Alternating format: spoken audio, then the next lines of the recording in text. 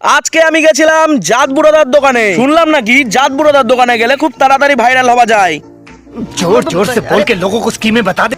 তাই আমিও সময় নষ্ট না করে ভাইরাল হওয়ার লোভে তাড়াতাড়ি বুড়োদার দোকানে চলে গেলাম। এবার আমি ফুড ব্লগারদের মতো বুড়োদাকে ইন্টারভিউ নিলাম। বুড়োদা নতুন পেজ খুলেছি, তা কি খাওয়াচ্ছ আজকে? 30 টাকায় জাম্বু রোল খাওয়াবো। 30 টাকায়? চিকেন রোল 40 টাকা আছে, 99 আছে, মিক্স ফ্রাইড রাইসের 99 আছে, বিরিয়ানি 99 আছে, 131 এর প্যাকেজ আছে, 171 এর প্যাকেজ আছে। কোনটা খাবা?